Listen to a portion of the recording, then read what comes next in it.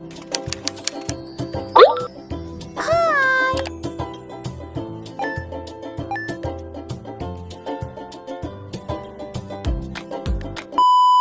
guys, selamat siang, selamat datang kembali. Ya, terima kasih yang tidak bosan-bosan nonton saya. Terima kasih dukungannya, saya sayang kalian. Kita langsung ke topiknya. Ini baru saya kemarin saya menonton siapa saja panglima yang mengiringi Presiden Prabowo, dan saya kagum ya, orang-orangnya itu memang cukup luar biasa. Memang susah untuk didekati. Yang pasti saya percaya panglima yang dipilih untuk menjaga keamanan Presiden Prabowo itu sudah ada levelnya.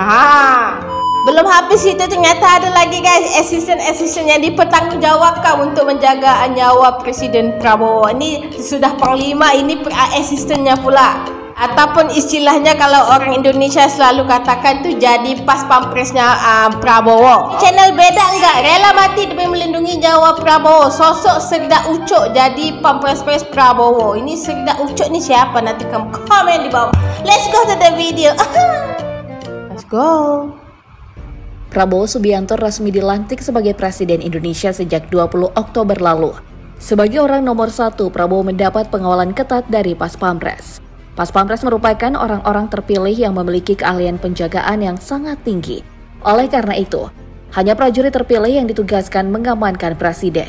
Berbicara soal prajurit yang memiliki keahlian tinggi, nama Serda Ucok pernah menjadi perbincangan. Pasalnya, dia adalah salah satu anggota Kopassus yang dikenal memiliki kemampuan militer yang tinggi. Lantas bagaimana jika Serda Ucok menjadi anggota Pas Pampres? Mari kita bongkar. Orang istilahnya orang kuat ya. Oke.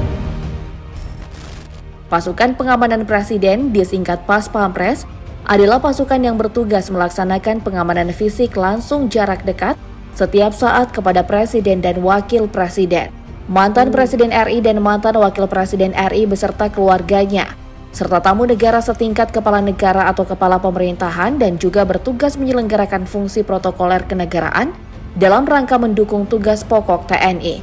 Pas Pampres adalah salah satu dari Badan Pelaksana Pusat Tentara Nasional Indonesia atau TNI yang terdiri dari prajurit pilihan dari berbagai cabang kesatuan khusus dan elit di TNI seperti dari Kostrat, Kopassus, Raider, Marinir, Kopaska, Paskas, dan Polisi Militer.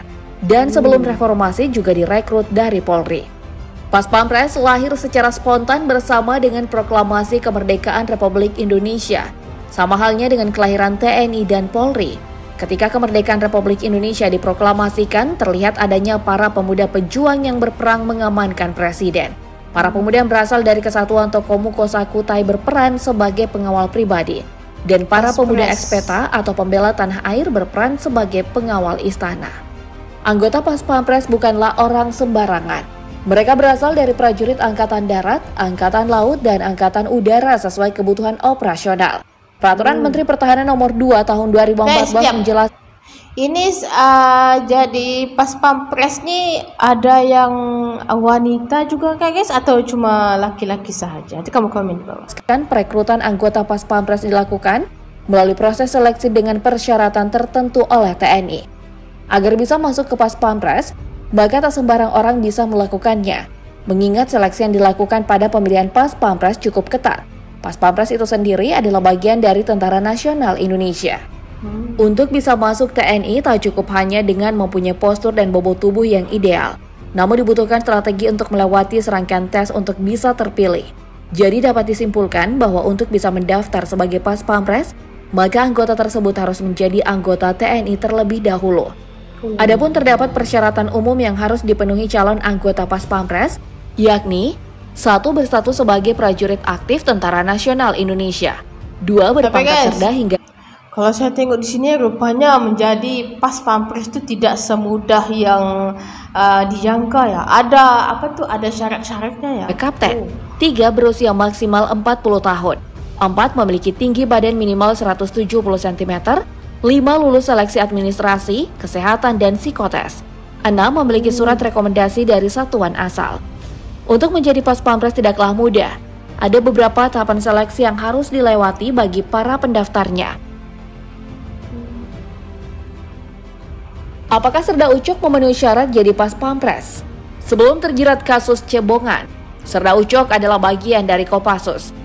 Komando Pasukan Khusus atau Kopassus adalah satuan elit TNI Angkatan Darat yang terkenal karena kemampuan tempur dan keahliannya dalam misi-misi khusus, seperti infiltrasi, kontraterorisme, dan operasi penyelamatan. Sebagai prajurit yang pernah tergabung dalam Kopassus, Serda Ucok tentu memiliki kualitas yang sama seperti anggota Kopassus lainnya. Oleh karena itu, Serda Ucok mampu memenuhi syarat untuk menjadi pasukan pengamanan presiden.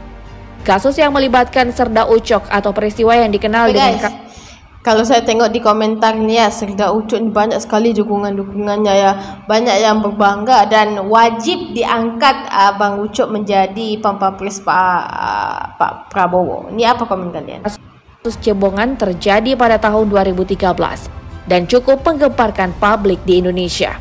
Kasus ini melibatkan penyerangan di Lapas Cebongan, Sleman, Yogyakarta yang dilakukan oleh anggota TNI termasuk Serda Ucok dan beberapa rekannya.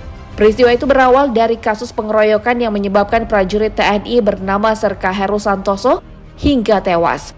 Pelakunya adalah sindikat preman yang meresahkan masyarakat Yogyakarta saat itu. Sehari kemudian seorang anggota Kodim yang juga mantan anggota Kopassus bernama Sertus Riono ditemukan tewas dibacok, diduga pelakunya adalah kelompok yang sama. Serda Ucok Tigor Simbolon tergabung ke dalam anggota Kopassus Grup 2 Kandang Majenang Kartasura. Atas kasus tersebut, prajurit baret merah ini sempat divonis 11 tahun penjara karena terbukti mengeksekusi 4 tahanan menggunakan senjata AK-47 di Lembaga Pemasyarakatan Kelas 2B Cebongan, Sleman, Yogyakarta. Hubungan antara Serda Ucok dengan Sertus Riono memang sudah sangat dekat karena mereka berdua sempat menempuh pendidikan Kopassus di Batu Jajar, Bandung. Setelah mendengar berita tersebut, Serda Ucok dan temannya segera mengunjungi Lapas Cebongan di tengah malam. Bersenjata AK-47, 2 pucuk replika AK-47 dan sebuah pistol. Pasukan ini masuk ke lapas dan mengaku sebagai Polda Daerah Istimewa Yogyakarta. Serda Ucok masuk ke dalam blok A5, sedangkan 2 temannya yaitu Serda Sugeng dan Koptu Kodik berjaga di...